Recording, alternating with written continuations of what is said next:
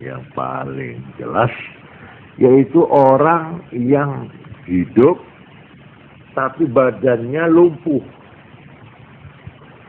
Dia punya tangan, tapi tangannya sudah tidak bisa digunakan lagi, digerakkan tidak bisa.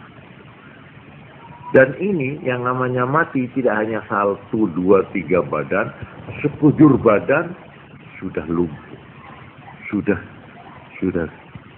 tidak berfungsi lagi sudah. Jadi kita punya keinginan, kehendak, tapi sudah tidak bisa lagi, sudah lumpuh. Mata kita sudah tidak lihat, sudah kabur entah karena penyakit apa, tidak bisa dimanfaatkan. Nah, lumpuh total inilah yang namanya mati. Jadi mati itu sebenarnya putusnya roh ini dalam menggunakan anggota badan. Ini sudah tidak lagi. Itu namanya mati. Sedang roh ini tidak pernah mati. Tetap kekal. Ini berdasar Quran maupun berdasar hadis. Seperti yang pernah saya baca. Yaitu hadis yang mengatakan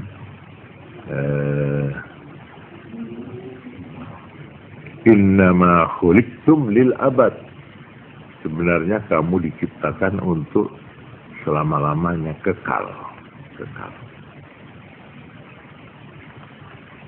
Nah ini kita sampai di batas ini kita bisa menguraikan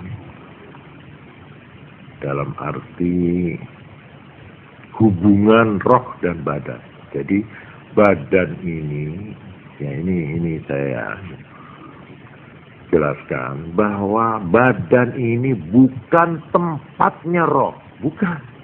Roh itu tidak bertempat di dalam badan, tidak. Roh ini termasuk jauhar, tapi dalam istilah itu ada 3. Benda-benda di alam ini tidak lepas dari 3 jenis.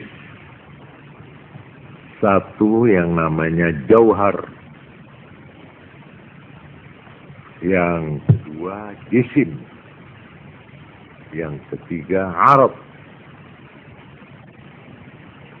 Jisim yaitu sesuatu, benda yang bisa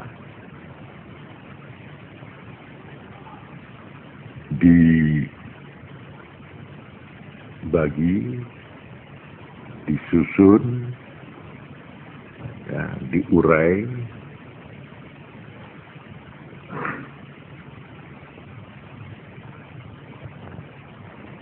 jadi bisa diukur, bisa ditimbang, itu jisim atau benda padat. Tapi roh tidak bisa. Roh itu termasuk, malah di dalam Quran dikatakan kulir ruhu min amri rabbi. Roh ini tidak bisa rusak, tidak bisa susut, tidak bisa mati, tidak bisa lenyap. Dan dia bukan jisim, bukan arad. Dia berdiri sendiri. Dia tidak menempel. Yang menempel itu namanya arad. Putih, hitam, itu menempel. Sesuatu yang menempel itu namanya arad. Sedang yang ditempeli namanya jisim.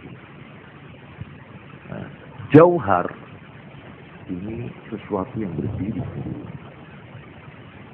Ini saya kira bukan tempatnya saya di sini menguraikan panjang lebar hal ini. Tapi yang saya maksud bahwa roh itu, di mana letak roh dalam kedudukan jasmani ini? Ini yang jelas tidak di dalam, tidak menempat dia. Dia bebas.